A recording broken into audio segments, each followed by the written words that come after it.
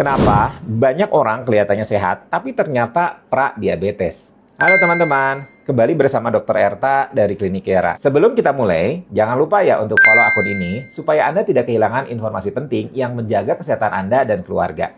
Tonton sampai selesai, karena banyak orang yang merasa dirinya itu sehat hanya karena nggak pernah dirawat. Padahal diam-diam, gula darahnya itu udah naik turun tanpa disadari. Nah, ini adalah salah satu drama kesehatan terbesar di dunia. Dan pemerannya adalah kita semua. Belakangan ini, saya sering menemukan fenomena yang menarik. Banyak pasien datang untuk keluhan lain. Misalnya, pegal, pusing, mau medical check up untuk kerja. Dan ketika dicek, gula darahnya itu di batas bahaya. Mereka langsung kaget. Loh dokter, saya kan nggak doyan manis-manis. Padahal di tangan mereka ada segelas es kopi susu dengan bobanya, gulanya, susunya, krimnya, dan entah apa lagi. Kalorinya tinggi. Kalau itu bukan manis, saya nggak tahu apa namanya. Mungkin rasanya itu manis, tapi hatinya pahit. Masalah terbesar dari pradiabetes adalah tidak ada gejala. Tubuh itu diam aja, tidak kasih alarm, tidak ada bunyi ting ting ting, insulin mulai naik nih.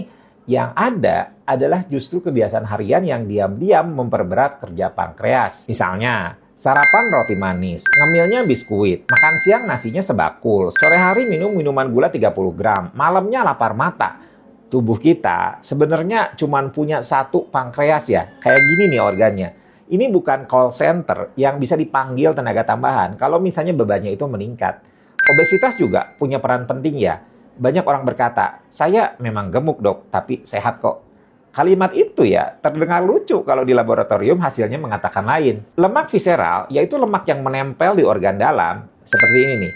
Itu jauh lebih berbahaya daripada lemak yang ada di lengan atau di paha. Yang membuat risiko naik itu bukan masalah estetika, tapi metabolisme. Lemak visceral ini seperti teman toksik yang diam tidak ribut tapi pelan-pelan merusak suasana. Hubungan antara obesitas, resistensi insulin, dan prediabetes itu erat sekali ya. Bayangkan insulin itu seperti kunci dan sel tubuh itu seperti pintu. Pada awalnya kuncinya itu pas, mudah membuka pintu. Lama-lama kalau pintunya sering digebrak sama makanan manis, kuncinya itu jadi tidak cocok lagi. Mau buka itu susah, perlu banyak insulin. Dan kalau itu terjadi bertahun-tahun, akhirnya pankreas itu lelah dan mengatakan, saya sudah berusaha, tapi saya hanya pankreas, hanya organ. Nah, di fase inilah pradiabetes itu berubah jadi diabetes. Yang menarik, banyak orang Indonesia tidak sadar bahwa porsi makannya, khususnya nasi, itu besar sekali. Kita sering bilang, nasi cuma setengah piring kok. Tapi lauknya itu gorengannya 3, kerupuknya 2, ada minuman manis. Itu sih bukan makan, itu pesta namanya. Bahkan, kalau kita foto dari atas, piringnya itu tidak terlihat lagi. Begitu saya minta pasien untuk mengurangi nasi, reaksi mereka kadang seperti saya menyuruh mereka membayar utang negara. Padahal tujuan saya itu cuma menjaga agar hidup mereka itu panjang umur. Sekarang mari kita bahas apa yang terjadi kalau misalnya gula darah itu mulai naik. Walaupun sedikit ya. Pembuluh darah itu mulai mengalami kerusakan yang halus, mikro, kecil sekali, tidak terlihat, tidak terasa. Tapi lama-lama, kerusakan ini akan menumpuk dan menjadi penyebab gangguan penglihatan, gangguan ginjal, penebalan dinding pembuluh darah. Nah, ini alasan kenapa diabetes juga sering disebut sebagai silent killer. Bukan karena dramatis, tapi memang karena perjalanannya itu senyap dan panjang. Baru terlihat saat udah berat, saat udah ada komplikasi ke berbagai organ. Ada satu perilaku unik lainnya. Banyak orang takut sekali disebut punya gula darah tinggi, tapi tidak takut makan manis setiap hari. Nah, ini seperti takut ketinggian, tapi senang naik wahana yang jatuh dari 50 meter. Tidak konsisten. Dan anehnya, banyak orang percaya bahwa air rebusan tertentu itu bisa menetralkan semua dosa nutrisi mereka. Padahal tubuh itu tidak semudah aplikasi di smartphone yang tinggal direset ya. Kabar baiknya, para diabetes itu kondisi yang bisa balik ke normal kalau ditangani jauh sebelum terlambat. Penurunan berat badan 5-7% aja itu sudah bisa memperbaiki sensitivitas insulin. Aktivitas fisik yang rutin, tidak harus maraton ya, cukup jalan cepat 30 menit, itu udah sangat membantu.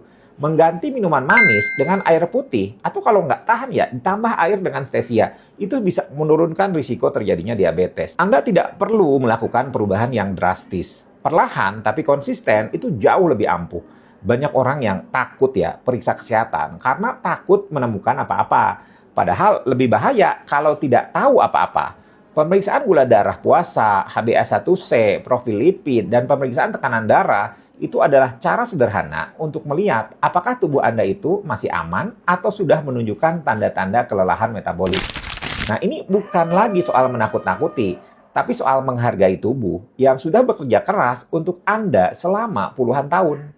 Yang paling penting adalah memahami bahwa obesitas itu bukan masalah kurang kuat atau kurang disiplin. Obesitas adalah kondisi biologis dan hormonal yang dipengaruhi oleh pola makan, aktivitas, stres tidur, dan lingkungan. Tidak ada gunanya ya menyalahkan diri sendiri. Yang berguna adalah menyadari bahwa perubahan yang kecil itu bisa menghasilkan dampak yang besar. Mulai dari mengurangi gula, mengurangi porsi nasi sedikit demi sedikit, memperbanyak sayur, tidurnya cukup, memperbanyak langkah kita setiap hari. Pada akhirnya, hidup yang sehat itu bukan soal pantang makan enak, tapi mengetahui kapan harus berhenti sebelum tubuh Anda protes keras. Tidak ada larangan mutlak. Yang ada adalah kesadaran.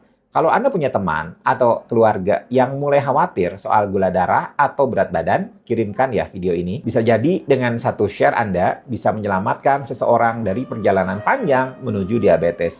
Dan itu saya rasa adalah hadiah terbaik yang bisa diberikan gratis tanpa biaya.